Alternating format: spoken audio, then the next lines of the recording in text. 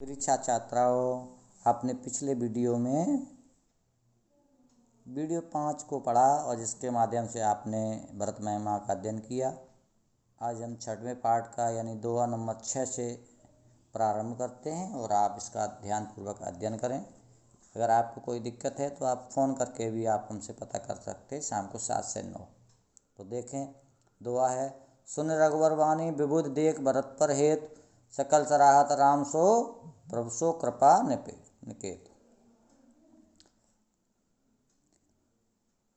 प्रभु श्री राम जब भरत के गुणों की गाथा कहकर उनके प्रेम रूपी सागर में मगन हो जाते हैं, आपने पिछले वीडियो में पढ़ा है। उनके गुणों की गाथा को सुनकर उनके गुणों की गाथा को सुनकर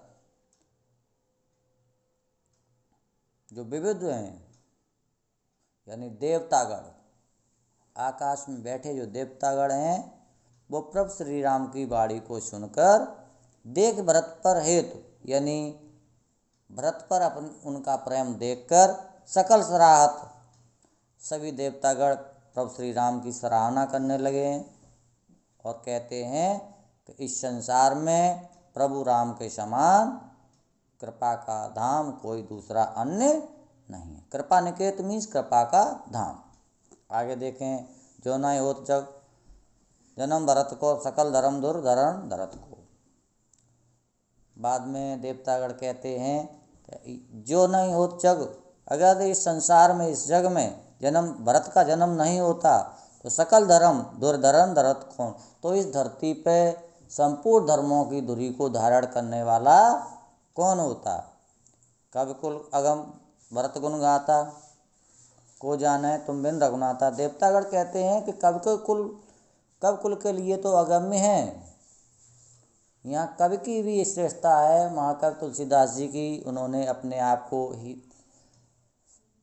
उनके सामने हीन, अपनी कवि प्रतिभा को हीन सिद्ध किया है। उन्होंने कहा कि व्रत के गुणों को जो बखान है, हम कवि के लिए भी अगम्य हैं। यहाँ देवतागणों ने भी कहा है यही कि कवि कुल के लिए तो अगम्य भरत के गुणों की गाथा को वर्णन करना।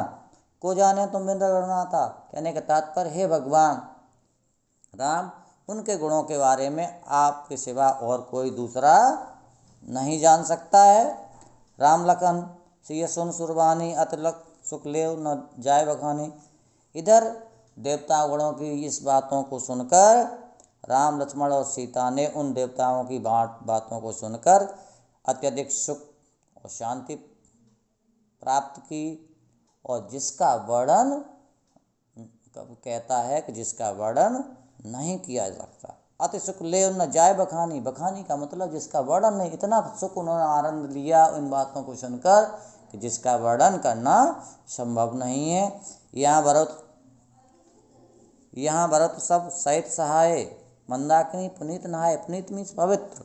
इधर भरत जी के साथ जितनी माताएं सचेव गुरु आए हुए थे, उन्होंने पवित्र नदी मंदाकिनी में भरत जी के साथ स्नान किया। सरित समीप राख सब लोग, और उस मंदाकिनी नदी के पास सभी लोगों को वहीं रुकने के लिए कह दिया। मांग मात गुरु सचिव नियोगा, और अपनी माताओं से, गुरु से, सचिव से नियोगा मीन्स आज्ञा मांगकर चले भरत जहाँ सिय रघुराई, और उधर चल पड़े जहाँ माता सीता, भरत लक्ष्मण और प्रभु श्री राम निवास कर रहे थे।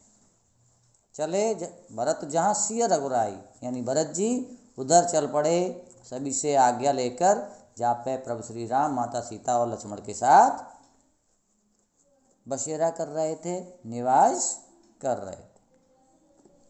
साथ निषाद नाथ लगवाई, और साथ में उन्होंने निषाद राज ले लिया, निषाद राज को, और अपने छोटे भाई शत्रुघ्न को ले लिया। जब वो चल पड़ते हैं तो रास्ते में समझत मात कर्तव्य का सच्चाई, करत कुतर्क कोट मन माही। जब रास्ते में चलते हैं तो जब माता के द्वारा किए गए जो